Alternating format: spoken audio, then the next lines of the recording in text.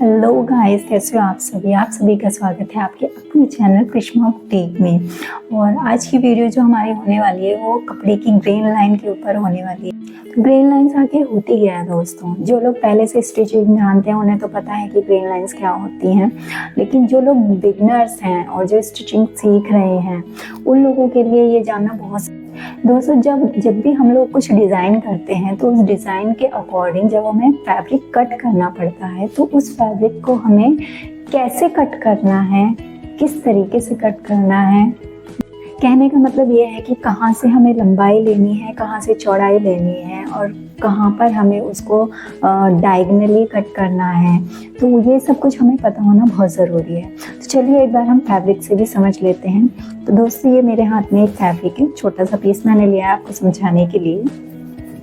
देखिए, जब भी हम कुछ डिज़ाइन करते हैं उस डिज़ाइन के अकॉर्डिंग, देखिए जैसे ये फैब्रिक मैंने लिया है, अब इसमें ये प्लेन फैब्रिक है। अब हमें इसकी लंबाई कैसे लेनी है, चौड़ाई कैसे लेनी है, ये अभी हमें नहीं पता, लेकिन हम पहचान करेंगे। ठीक है, जो लोग बिगनर्स हैं उनके लिए ख़ास तौर पर समझिएगा आप लोग। देखिए, ये जो हमारी किनारी वाली साइड होती है, ये आप देख रहे हैं, ये किनारी दोनों साइड होती है, इधर भी और इधर भी। ठीक है, तो जो ये हमारी किनारी वाली साइड होती है ये हमारी लेंथ वाइज ग्रेन लाइन होती है, यानी कि यहाँ से हमें कपड़े की लंबाई लेनी होती है। जितने भी हमारे लेंथ वाइज मेजरमेंट्स होते हैं वो इसी ग्रेन लाइन के ऊपर लिए जाते हैं। तो यानी कि जब भी हमें कपड़े की लंबाई लेनी है तो वो यहीं से लेनी है। इस मान लीजिए आपको अगर 15 इंच लंबाई लेनी है तो आप यहाँ से नापेंगे और इस तरीके से लेंगे। ठीक है, समझ आया? ये होती है हमारी लेंथ वाइज ग्रेन लाइन, यानी कि लंबाई। ठीक है, इस साइड से हमें लंबाई लेनी है। अब दूसरी ग्रेन लाइन होती है हमारी विड्थ वाइज, यानी कि चौड़ाई।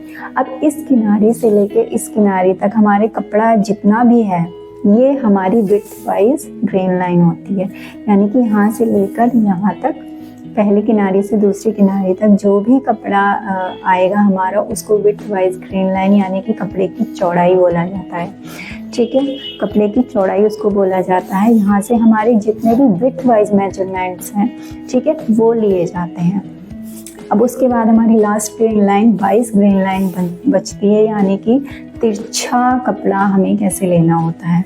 ठीक है, अब इसी कपड़े में से हमारी लेंथ हो गई, विड्थ हो गई, और डायगनली हम इसे कैसे करते हैं, जब हम इसको इस तरीके से फोल्ड कर देंगे।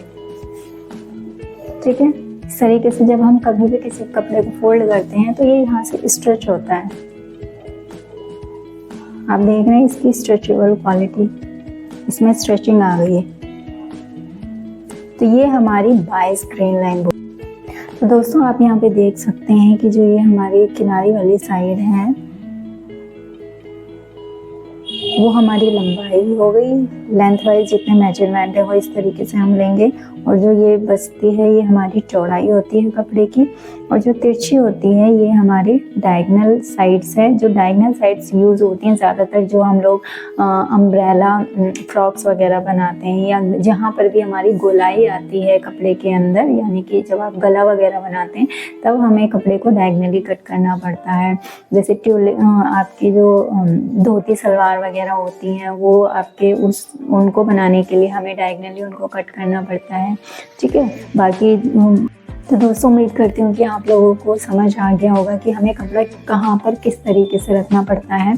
और ये तो थी प्लेन फैब्रिक की बात। बहुत बार हमारे कपड़े में पैटर्न्स ऐसे आ जाते हैं जिनको हम सेम इस तरीके से नहीं रख सकते। तो पैटर्न में हमें क्या किस तरीके से चेंजेस करने पड़ते हैं, कैसे रखना पड़ता है, तो अगर आप लोग उस बारे में भी जानना चाहते हैं तो मुझे कमेंट बॉक्स में लिखिएगा, तो फिर मैं एक वीडियो उसके ऊपर भी बना दूँगी। ठीक है, तो और अगर आप लोगों को ये वीडियो अच्छी लगी हो तो लाइक कीजिएगा, शेयर कीजिएगा और सब्सक्राइब कीजिएगा हमारे चैनल को, ताकि और भी अच्छी अच्छी वीडियो आपके सामने हम पेश कर सकें।